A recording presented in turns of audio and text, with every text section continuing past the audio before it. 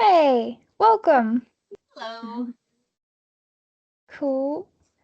Welcome everybody. There might be a couple more people joining and we can kind of get started and as they drop in.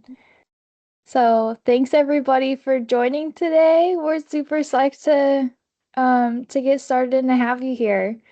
Um, there's some new faces to me at least, but we will get started just with a quick intro and then we'll let Caleb introduce himself and run with it. So we're psyched um to have this Trailblazers call. Basically, Nature's Playbook, our mission is to connect people and get people outside. So giving the tools to have help everyone find ways to connect with nature and swap stories and make the outdoors more accessible in any way that we can. So these Trailblazers calls we kind of started as a way to um, nurture an ambassador program for Nature's Playbook, but also just as an open-ended community call where we can all get together and swap stories and hear from awesome people like Caleb. And so with that, I will wait, I was gonna say, should we do a quick introduction for like just whoever's in the room, where you're calling from? Or actually I thought about tell me something good. If anyone wants to chime in, just with some good stuff to kick off with some positive energy.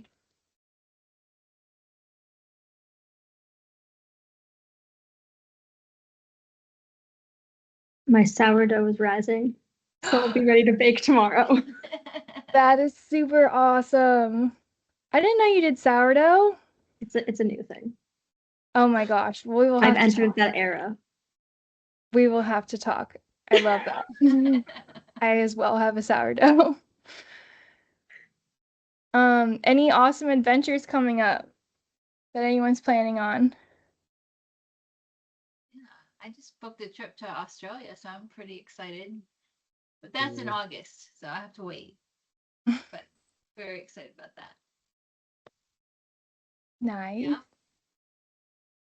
Yeah, hopefully a bit of skiing soon. Oh yeah, for sure. Get a little more snow, but yeah, hopefully some skiing soon. So I'm jealous. I wish I was where there's snow. Me too. Awesome. It's a little drive. All right.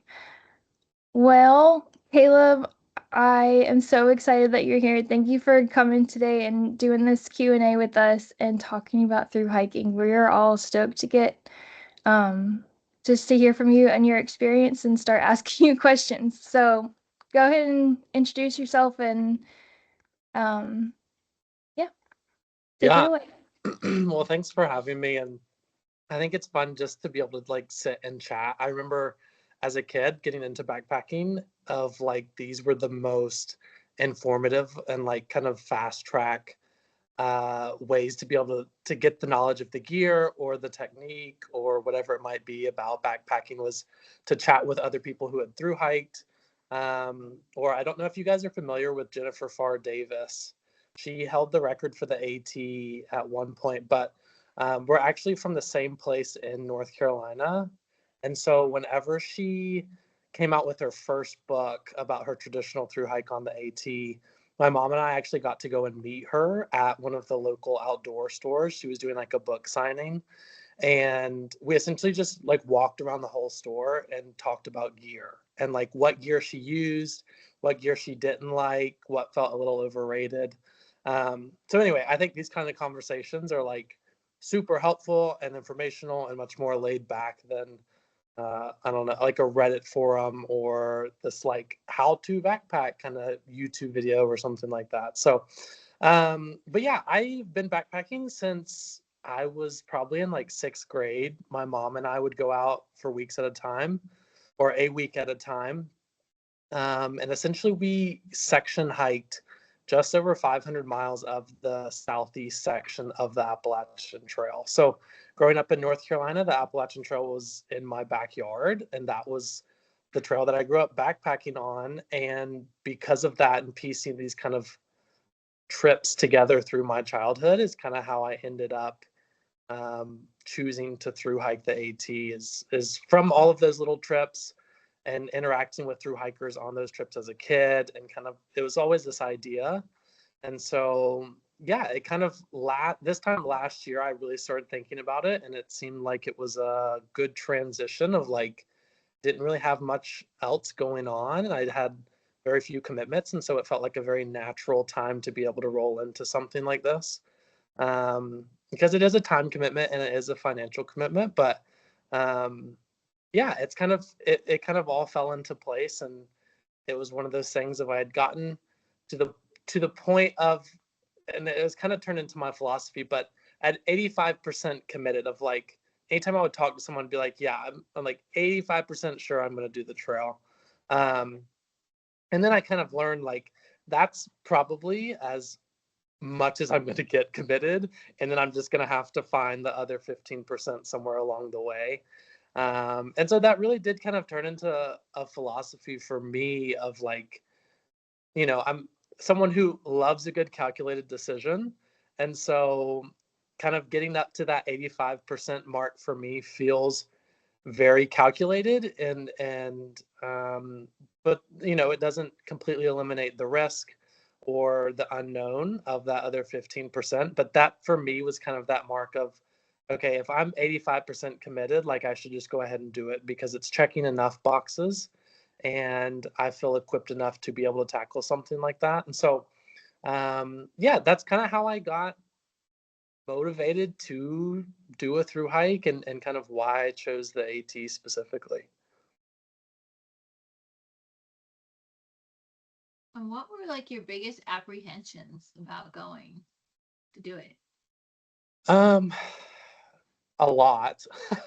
I think it's the commitment to it of, it takes anywhere between 4 and 6 months to complete. And so it was kind of like this idea of, I'm going to be living outside for 4, almost 5 months straight. And I'm going to be sleeping on the ground every night. And it's one of those of, I had done enough backpacking to where I kind of knew what I was getting myself into, which was comforting in one sense, but also terrifying in another, because I was like, oh, I've spent days out in the rain and in the cold, and with those trips, it's like, okay, well, you just got one more day left, and then you'll be back home, or 2 more days. But whenever you're, in your first state in Georgia, and you've got 4.5 months ahead of you of hiking, and you're already on day 3 of rain, like, you just don't have a decision except to keep walking north. And so I like kind of knew what I was getting into to an extent with it. And I think that was a big mental barrier of making that commitment, knowing that it's not going to be all rainbows and butterflies, and there's going to be a lot of hard moments and a lot of really uncomfortable physical and mental moments that I'm going to have to work through, and oftentimes, unfortunately, at the same time. And yeah, but I think that was also kind of what I came out of the trail um, feeling a lot more confident in, is like, not necessarily trying to be so prepared for every single situation, but learning how to navigate those situations with what I've got and the skills and the resources that I have, and being able to still kind of move through that difficult time, or that difficult climb, or you know night 7 of nonstop rain, and kind of keep pushing forward. So yeah, I think that was probably the biggest mental block for me to get over to start the trail.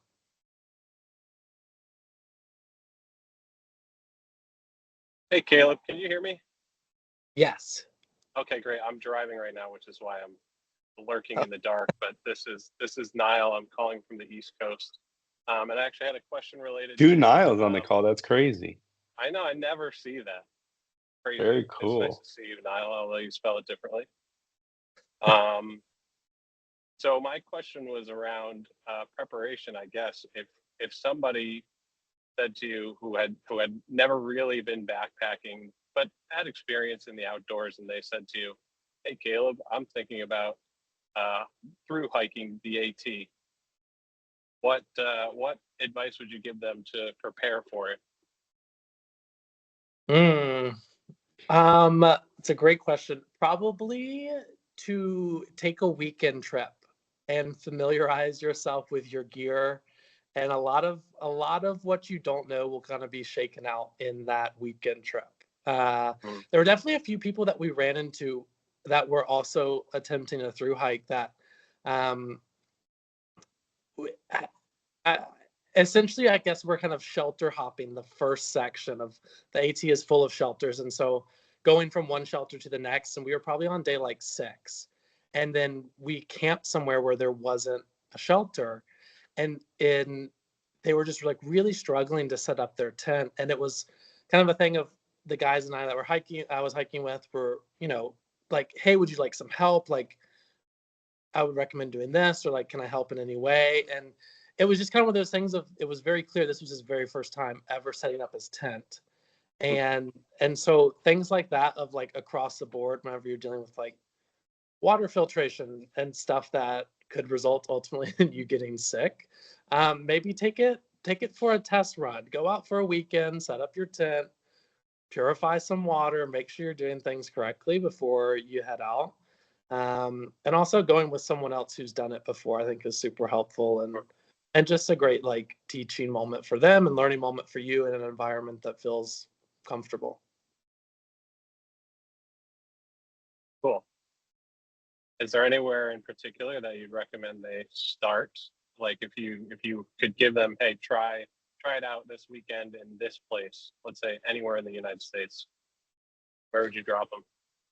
Probably not New Hampshire. Wouldn't recommend the white.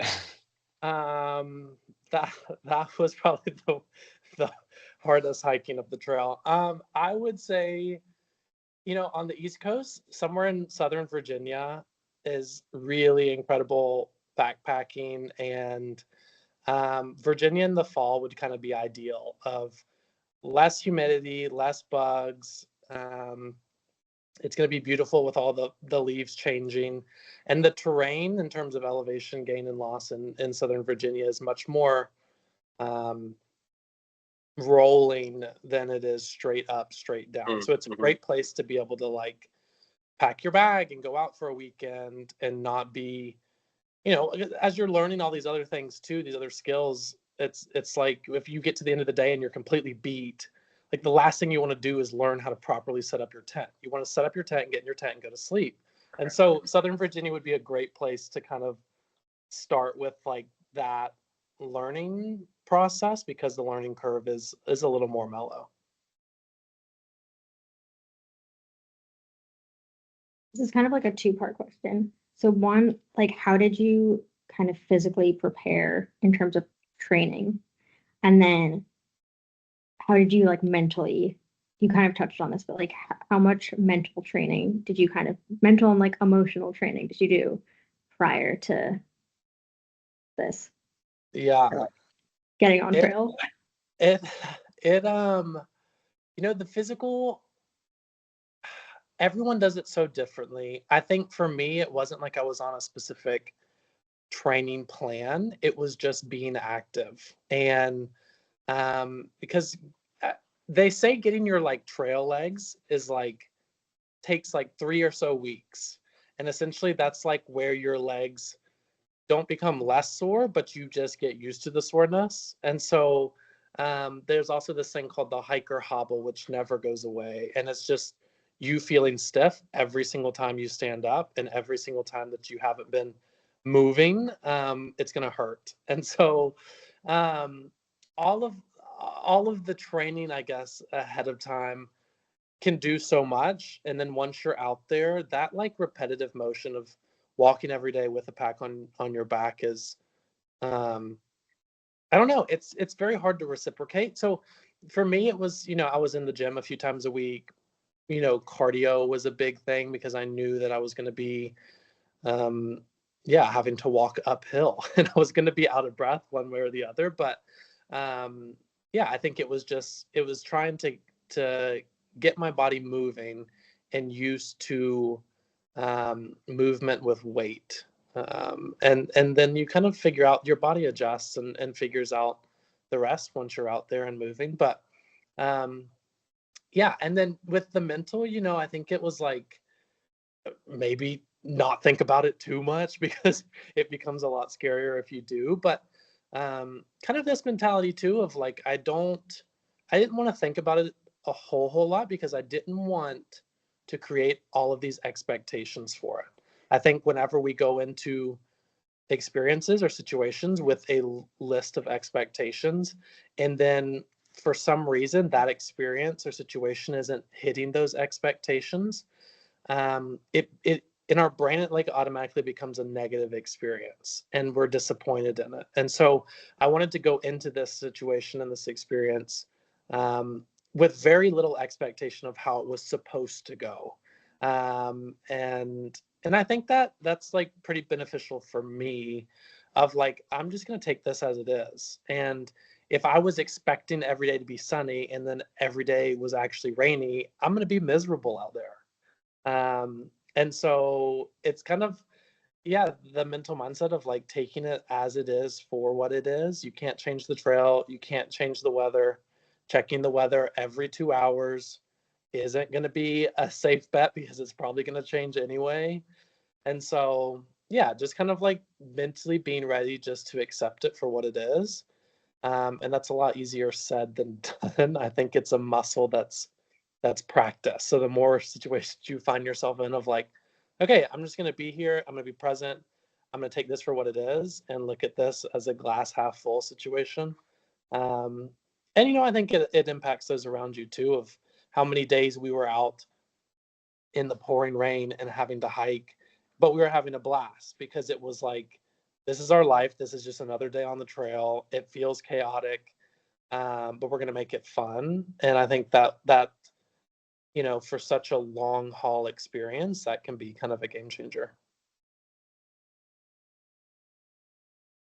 I'm kind of curious, how is the whole, are there parts of the trail where you're like, you can't see it, you can't see the trail? Did you get lost? Were there like parts you're like, how did we get off the trail? Yeah. The AT is so well marked with the white blazes. There were very few times, I think I might have gotten off trail maybe twice, and it was on a spur trail. And I remember one time we had like crossed this creek, and I like started walking ahead of my friends that I was hiking with, and like got further down the trail, and I was like, this was very like not well maintained. And it was like, I was like, this feels weird. And then I turn around and look, and my friends are like hiking uphill behind me, on the right trail. And I was like, oh, that makes sense. Like, I'm not even on the right trail. Cool. Um, so yeah, there were very few times where it wasn't like evident where the trail was. On the CDT, the PCT I think is very similar. The CDT is a little different. Um, I've I've had friends who have done the CDT in sections like down in New Mexico where she was like, yeah, I thought I was on the trail, and then I was like 2 miles off trail because I was taking this like cattle path that turned into something else. So yeah, but there weren't, I wouldn't say too many times on the AT that I had to be overly concerned with that. It's definitely something like, if you're unaware, up in the Whites and up in Maine, those little like side spur trails um, can kind of get you out there and in the middle of nowhere pretty quick if you're not paying attention. Thank you. Yeah. How confident were you with your gear and equipment? Like, was there anything that you wish that you had brought that you didn't? And then was there anything that you like surprisingly didn't really use in your pack? Yeah. I was confident in my tent until it flooded, which I think everyone has that experience some point or another. Um, yeah, it's kind of one of those things of being out there on a through hike. You're putting your gear to the limits of like wind, rain, snow, mud, and it's back to back to back to back. It's not like you get a nice week of sunshine and then get all dried out and then you get to go again. So I think it was kind of like, yeah, really pushing the limits of the gear that I had. Most of the gear I had was gear that I had used in past seasons. It wasn't like I had purchased specifically for this hike. And so there was already some kind of wear and tear on it. Um, but yeah, I'd probably say I was most impressed with my backpack. I have the Hyperlight Southwest is the backpack that I use. And it is the concept of hyperlight, which I'm not sure how familiar you guys are with it, but it's the concept of it is that you don't need a rain fly for it. So the material that the bag itself is made from is water resistant. And so and there's like packing techniques of still putting stuff that you like really need to make sure stays dry in a trash bag or another, like a waterproof bag or something like that. But that was probably the piece of gear that I was like most impressed with as much water and moisture that is on the AT. That was kind of the thing that held up. And it was one that, like I said, I had used for a season before backpacking and wasn't something brand new straight out of the box kind of deal. So yeah, probably that.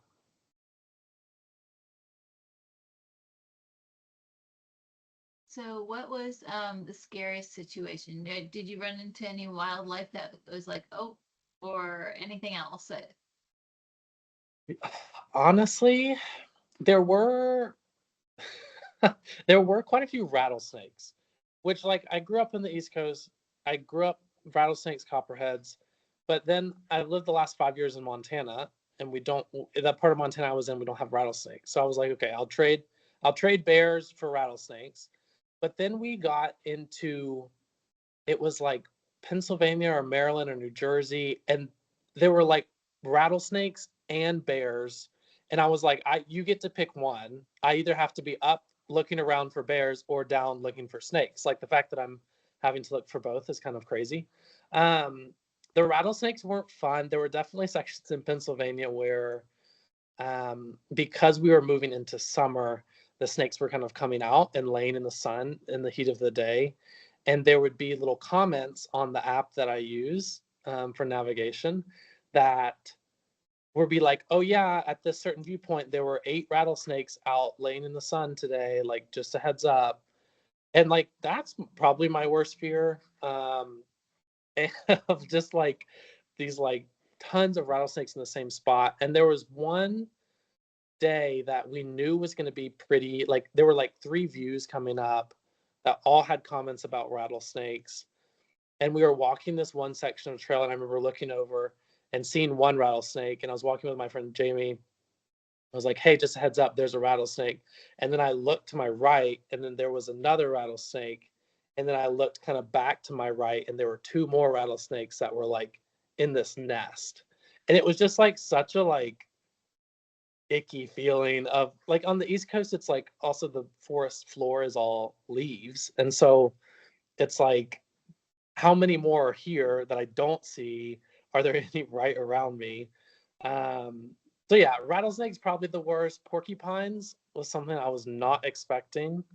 And even all the way up into New Hampshire. There was one time we were in the Whites and I was hiking with my friend Jamie again, and I like it popped out on the trail, and I was like, "Oh my gosh, someone's dog is out here." And I was like, "Wait a second, that's not a dog, that's a bear." And I'm like, "Wait a second, this isn't a bear, this is a porcupine." Like it was as big as a small dog or like a bear cub, and not that it was like aggressive or anything. It's just like one of those weird things that if you're not used to seeing porcupine like in the wild, and they climb trees, they'll gnaw on the shelters, they're kind of like a nuisance for through hikers of they'll get into your food or your backpack or stuff like that. And they're really after like the salt from your sweat. But yeah, probably rattlesnakes and porcupines were the two most nuisance animals that we came across on the trail.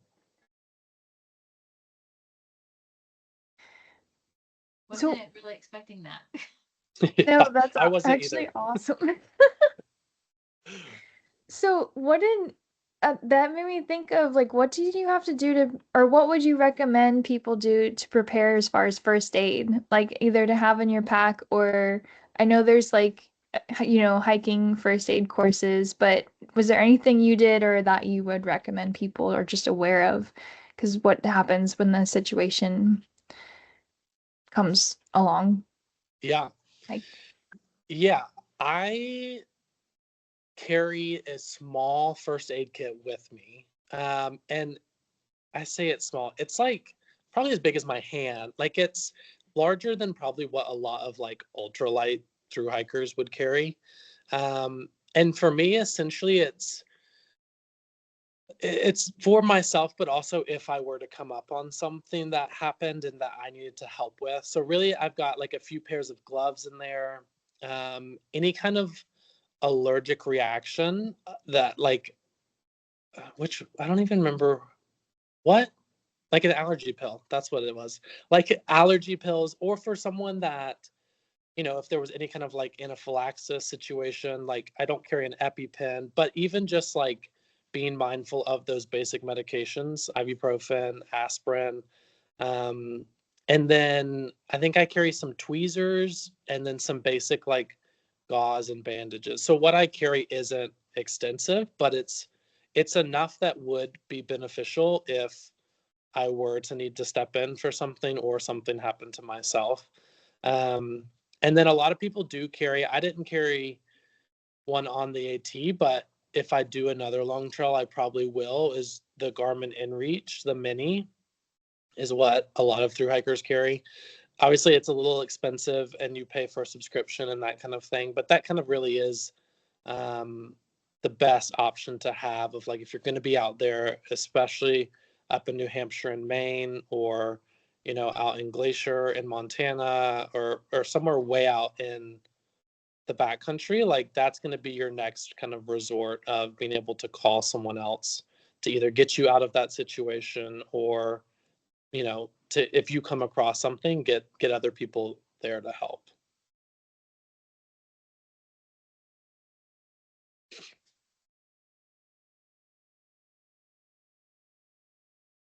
Anybody else?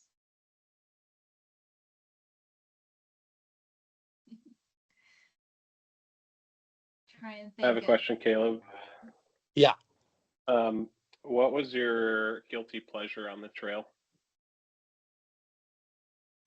My immediate thought goes to food, and probably in whenever the first, I'd say month and a half, me and the guys I was hiking with, every night we would have tea. We called it tea time, and we did this through the entire trail. But essentially, tea time was a time to debrief the day and kind of talk about the next day. And so, um, yeah, it was kind of funny because I started tea time just having tea on my own, and then I met these guys on like day 2, and then I was like, hey, we're all gonna start this and you're all gonna come over here and we're gonna have tea together and we're all gonna talk about our day, because we all experienced the same kind of day but in a very different way.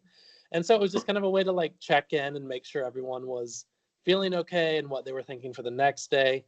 But the first month and a half, you were required to bring a sweet treat, a shareable sweet treat to tea time. Hmm. And so one of my friends would bring dark chocolate, and he had literally just a dark chocolate bar that he would pack out. And then everyone got like a little square at tea time. And then it started getting summertime and the chocolate bar melted. And then we had to kind of put a pin in that, and we couldn't do a dark chocolate bar anymore for tea time. But probably, yeah, the sweet treat at the end of the day, especially if we were like leaving town, I was packing like a few donuts, a cinnamon roll. Like we did a can of Yeah, cinnamon rolls once that we cooked over the fire. I would get like those tiny apple pies from the grocery store, just slap it on top of the pack literally and just cinch it down. Things like that were probably, yeah, the sweet treat was the guilty pleasure, the extra weight for sure.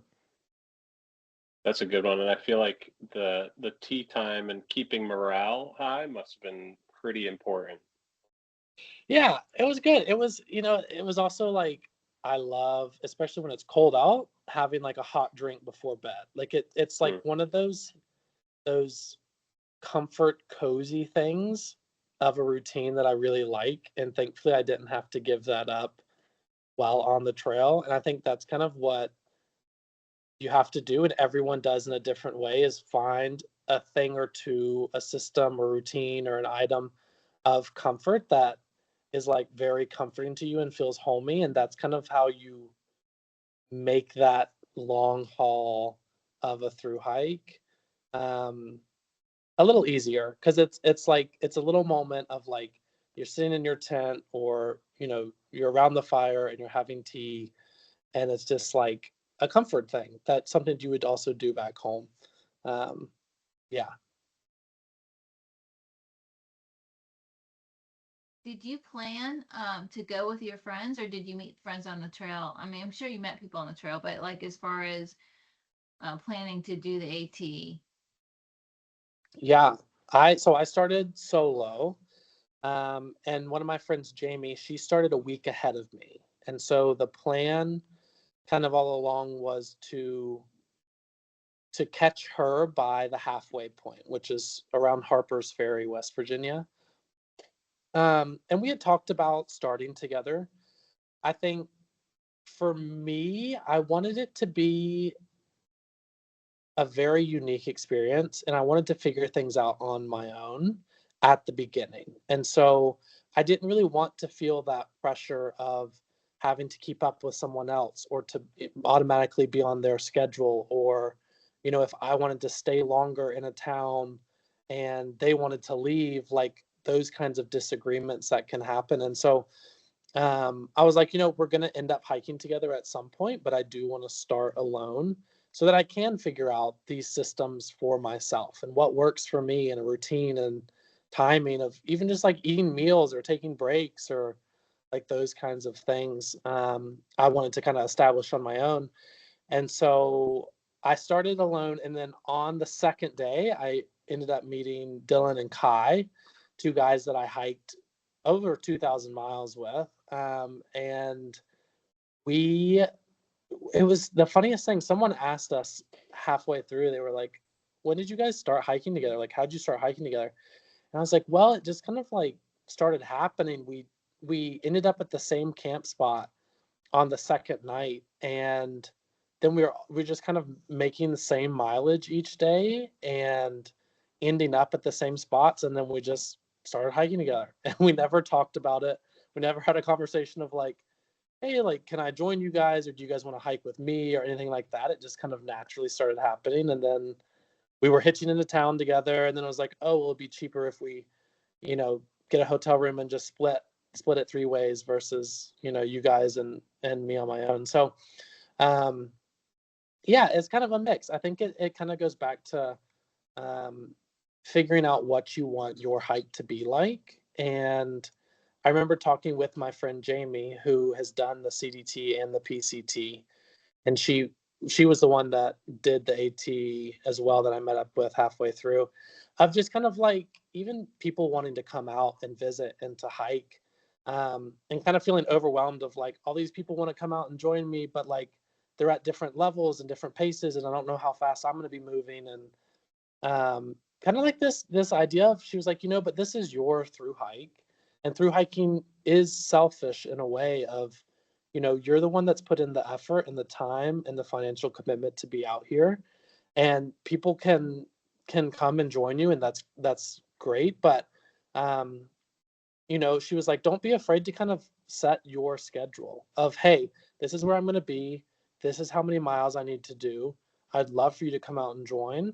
But also just like being kind of realistic of, if you feel like um, you can make those miles, like I'd love for you to be out here, but she was just kind of saying like it is kind of a selfish thing, but that's because you've also invested the time and commitment into it. So, um, yeah, it's kind of a funky balance, and everyone does it differently, and obviously like, if depending on who's coming out, and like I talked about my mom coming out for a bit for a weekend, and making adjustments because I wanted her to come out and I wanted her to be there and to be able to experience that. And so, um, yeah, it's different for everyone.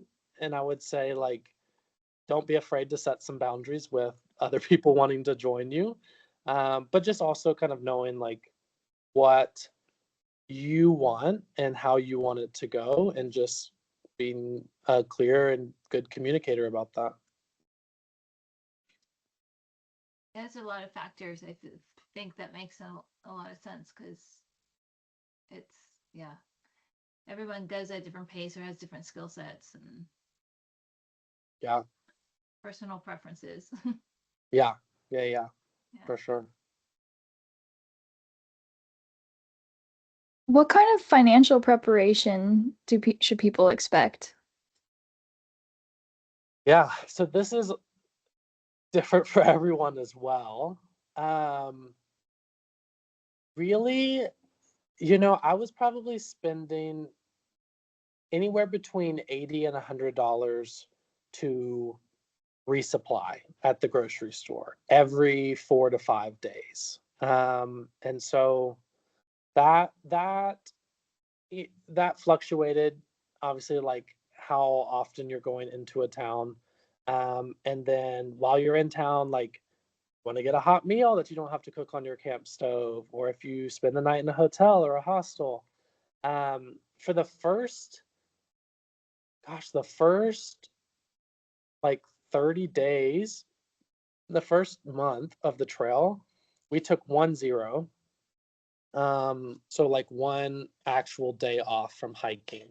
And then I think we only took one other 0 day to the halfway point, which is kind of crazy. And I would probably do it a little differently. And I did do the second half of the trail differently as well. Um, but yeah, we were just kind of in the mindset of like any kind of town that we're going to go into. We want to kind of be in and out, do laundry, find a place to shower, go to the grocery store, and then get back on trail. Um, I think a lot of people would estimate maybe $1,000 a month in terms of total cost of groceries, showers, laundry, that kind of thing. On the AT, a lot of the trails go right through towns, and so there were hostels and stuff that you could like shower for $5 and then do laundry for $5. That kind of thing, which was really convenient. You didn't have to necessarily like stay a night there. And then we got into the second half of the trail, maybe because we met up with my friend Jamie, who was like, let's stop here. Like, let's take a night here. This would be like a really cool place to stay. Like, maybe we should just spend 2 nights and take a full 0. Um, and so, yeah, it kind of varies. And I honestly haven't crunched the final number of how much the AT cost me. It was kind of one of those things of I'd saved money and had money in savings specifically for this kind of experience. And so it's also one of those of like, this is maybe a once in a lifetime experience. And I know this is something I've wanted to do for a long time. And so I'm okay spending a little more money or not being as nitpicky with it. Of like, if like $3 extra for an extra apple pie at a restaurant that I eat at in the Bum Bum Sticks, Virginia, like that's not gonna make that big of a difference in 10 years. You know what I mean? Like I I don't know. Things that I would normally be maybe a little more reserved financially with in my day to day. For this trail, it was like, I've wanted to do this. I've wanted to be out here. I've got the time and the resources to do it, and so I'm okay spending a little more money on it.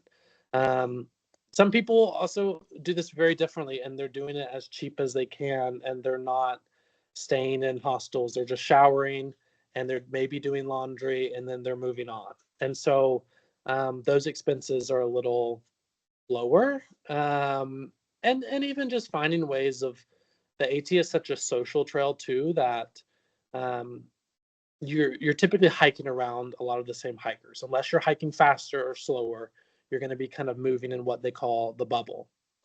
And so there's also other hikers who are like down to split hotel rooms or, hiking with two other guys. And then my friend Jamie as well, like splitting one hotel room 4 ways saved us a lot of money. And for the most part, it was like little ghetto hotels that were decently cheap to begin with. Um, but yeah, there's kind of little ways of being able to save money here and there, or just kind of picking when you want to spend a little more. Obviously, if you're solo, or especially like as a solo female hiker, which Jamie has done. She did the CDT last year as a female solo hiker and started the AT. And so like that's a little different too, of like sometimes she would just rather pay for a shuttle driver to meet her at a gap to take her into town versus trying to hitch. Or she would, be chatting with other people on the trail that day and be like, hey, I need to go into town. They're like, oh great, we're going to go into town too. And she would just like hitch with them. That way she wasn't doing that stuff alone. So um yeah, and then also like hitchhiking. There's a lot of hitchhiking, which I found in the Northeast isn't, people just kind of look at you and they're a little more standoffish to pick you up. In the South, you'll get Bubba in his minivan who's like, jump in the back. There's 10 people in here already, but jump on in. Um, Up north, I remember there was a police officer that actually stopped Jamie and I one time um, in New York, and she was like, "What are you guys doing?" We're like, "Is this illegal? Like, are we breaking the law?" And she's like, "Well, no." And then she like drove away. She didn't give us a hitch. We were like, "Is like sure like the trail crosses right here. Like this isn't like we've gone into New York City and we look like a through hiker that's trying to hitch somewhere." Um, so yeah, hitchhiking is definitely a way to save money because some of the smaller towns like they have local shuttle drivers that's kind of what they do during the busy season. And so rates can be competitive, but also like some of these towns are so tiny, there's just like one shuttle driver and they're going to charge a set rate, and that can kind of get pricey.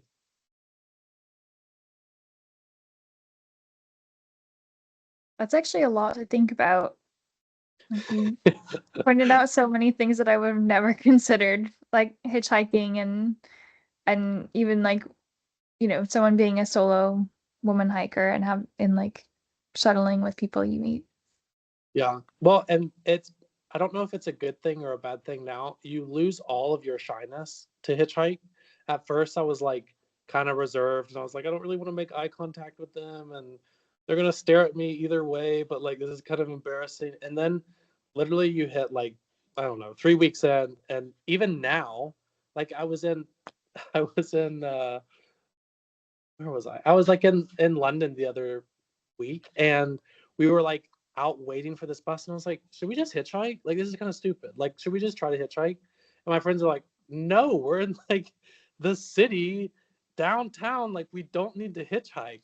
So yeah, you do kind of get used to it of you lose your shyness and you'll take a ride however. So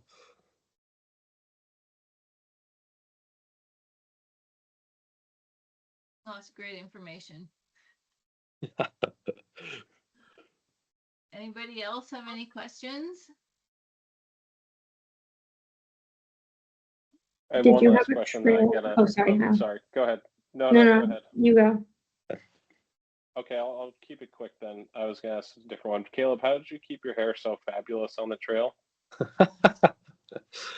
So the trick is you don't wash it, and then all of the oil builds up, and then it just kind of turns into matte, and then yeah, then it's honestly like a little neck support or whatever. Um, yeah, no skincare, no hair care routine. Wash it once every 5 to 6 days and let it air dry. That's it. Nice. It works for you. Thank you. All right. Thank you for doing this. Yeah.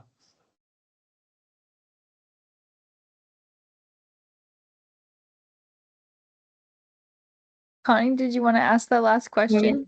Sure, I can ask. I was gonna say, what was your, did you have a trail name? And how did you earn it? Yes. So I did have a trail name. My trail name was Meatball, which came to find out, my friend Jamie, who I was hiking with, her trail name is JJ.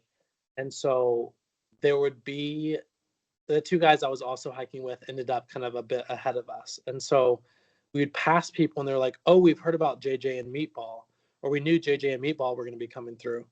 And then they would look at me and they were like, you're Meatball. This is not what we expected at all. But what it really was we were in like Pennsylvania, so over the halfway point, and we still didn't have trail names. And we were sitting eating dinner one night. It was like we were below 1,000 feet in elevation, absolutely zero breeze. It was like 85 degrees, and the mosquitoes were god awful. So we were sitting in each in our own tents, eating dinner, and we were like yapping through the tent. And we kind of got to the point of some people would kind of get aggressive with you if you didn't have a trail name. They were like, what do you mean? Like, you've made it this far. Like, how do you not have a trail name? Like, you've got to have one. And so anyway, we were kind of like at the point of like, okay, guys, we need to come up with names. We need to pick something because I'm tired of having the same conversation.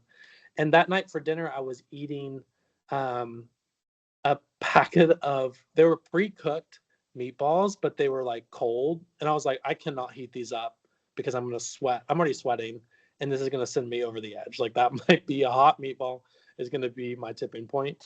And so anyway, I was like, guys, what if you just called me Meatball? And my friends were like, no, like that doesn't make any sense. Like that's so stupid. I was like, come on, please. And so anyway, it kind of like didn't really progress any further. And then like 2 days later, one of the guys I was hiking with was like, oh yeah, okay, Meatball or something like that. And I was like, yeah, like I don't know if this fits. Like maybe we shouldn't. And then it just like they wouldn't let it down after that. And so it's not like this crazy story that I have. And sometimes I would just make up a different story based on who I was talking to. And it was kind of like one of those things that I was like, okay, like I'll just accept it that way anytime we're in an interaction with someone going like south while we're going north, or just like a shuttle driver or someone who picks us up. Like it can just be an easy conversation. Like my name's Meatball. We don't have to get into anything else. But then whenever the guys got ahead of us, they started telling people that JJ and Meatball were coming through. And so then people were like expecting us to use those names, and it just kind of it ended up sticking. But yeah, the two guys I was hiking with, one of them, his name is Dylan. And so some guy was like, oh, you should be like Bob Dylan because your name's Dylan. And he was like, how about like not Bob Dylan? And so he ended up going, he had stuck with not Bob was his name, his trail name.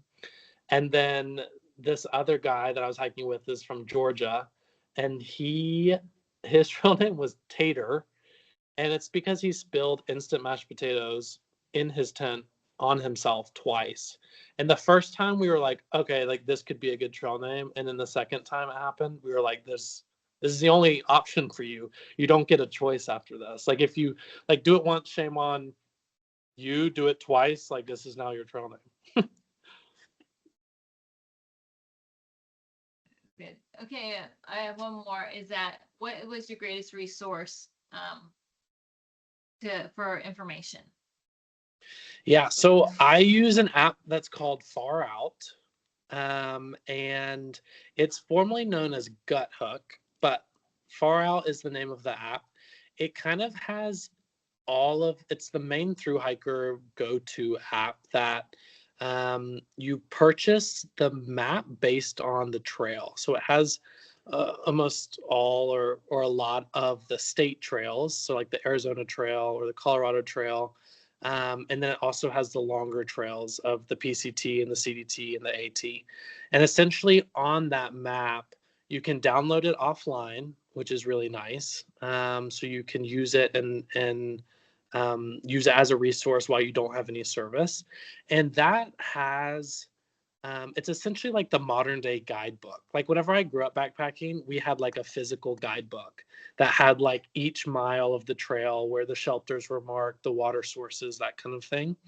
And so this is essentially doing the same thing of it's marking your water sources, it's marking your road crossings or your gaps where you can get into town, your resupply options. And then it also has under each of those little um, icons that pop up, you as a user can comment on each of those points. So then you're seeing people's comments of like, okay, this person was a day ahead of me, 2 days ahead of me, and they said this water source was great, or this water source was awful, or even just like on the town um, pinpoints of like, hey, use this shuttle driver, stay at this hostel, that kind of thing. So it's not just like your hard kind of information, but it's also community-based information that is just kind of like little insider tips of this was my experience, this is what I would recommend doing. And so yeah, that's kind of like the go-to app. And sometimes even from like muscle memory, I'll like open my phone and swipe over once and hit the Far Out app, just from like that was the muscle memory of opening it every single day. And being able to utilize that, and it pulls up like alternative trails too, or blue blaze trails. So if you were trying to get into town faster, you could pull up the map and see, okay, here's the Appalachian Trail, and then here's a spur trail that would maybe get me into a side of town or directly into town faster than hiking the AT down to the gap and then hitching in. So things like that can be helpful too, of if you're on a time crunch, or yeah, needing to get out of the weather or stuff like that. That's super beneficial. And then with each of the trails too, you can buy them in segments, which is really nice. I think the full Appalachian Trail map was like $49, I want to say, but you can also buy each state. So if you're just going to be backpacking in North Carolina or just backpacking in Maine, you can buy the Appalachian Trail state of Maine map and then have access to that offline as well. So that was the main resource that we used, and that most through hikers are using these days.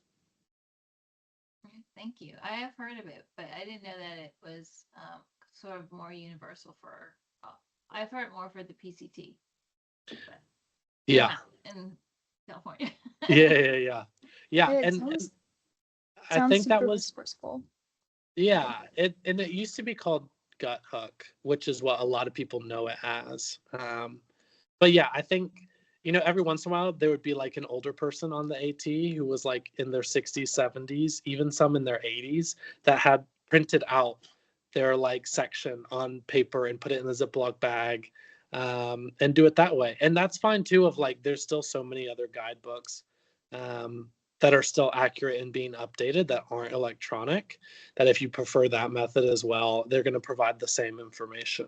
And I want to say it's called, like, for the Appalachian Trail, it's like the Thru-Hiker's Guide to the Appalachian Trail is the like main guidebook for the AT that I would recommend. Thank you. Yeah. Thank you so much for all this. That was a buttload of information. It was awesome. So thank you. Yeah. It's been really cool to have you on and answering these questions. So, does anybody else have a final question for Caleb? Or I know we're coming up on time too, so I want to respect your time. It's getting late in the East Coast. I know not everybody's on the East Coast, but Yeah. And also, Okay. like, if you have a question later down the line, like, feel free to shoot me a message. I'm always down to chat about things of backpacking and through hiking, and any information or resource I can pass along, I'm more than willing to do. So yeah, feel free to reach out. Awesome. Thank you. That means so much. And yeah, thank you all for joining again. This has been really awesome. And Caleb, like, we can send Caleb's contact information too if any of you do want to reach out to him for anything. Other than that, we just wanted to like send just a couple updates a couple updates as far as like how Trailblazers go. And one is if everybody wants to join the Slack channel, we'll do like more updates and things there so that we have like one form of communication. Connie, do you happen to have that link invite on hand? Thank you. Put it in the chat. Awesome. Thank you so much. And then, um, is there we want to do these calls every month. So is there like what else do you guys want to see coming up? If there's anything that you want to throw in now, or you could throw it in to Slack later, or reach out to us individually too. Any thoughts? And it could be anything. If you're like, we just need to swap stories, or we just need to like, I don't know, play a game, or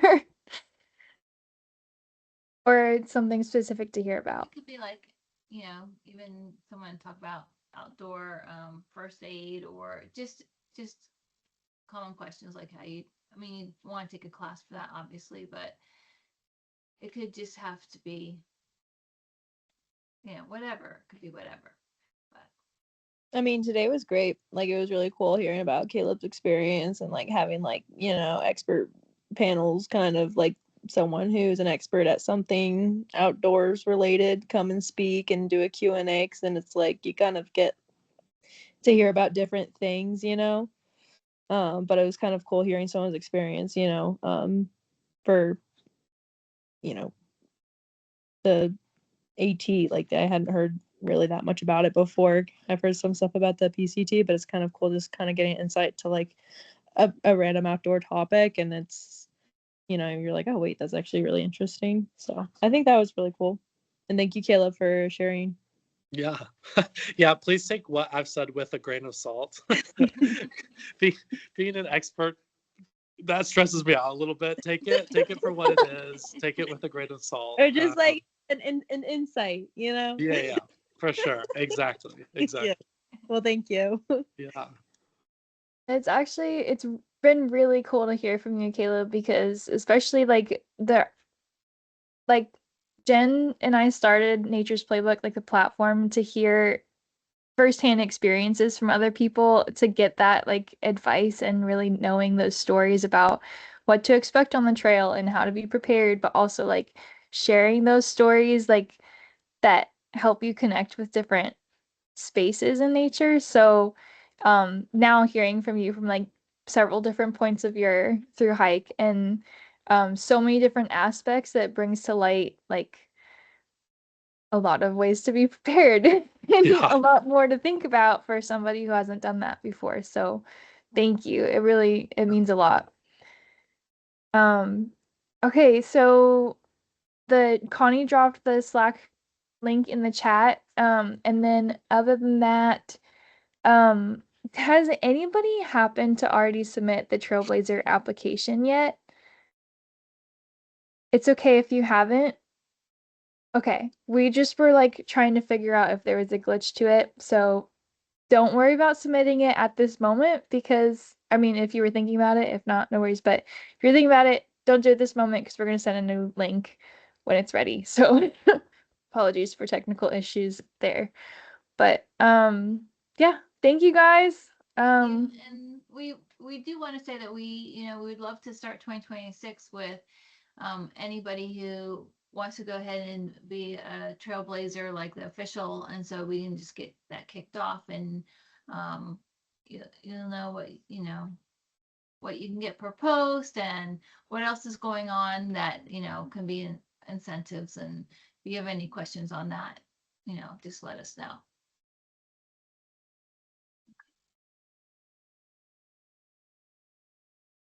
Thanks, guys. All right, thank you, Bye. everybody. Thanks Thank for you, listening. Caleb. Thank Well, yeah.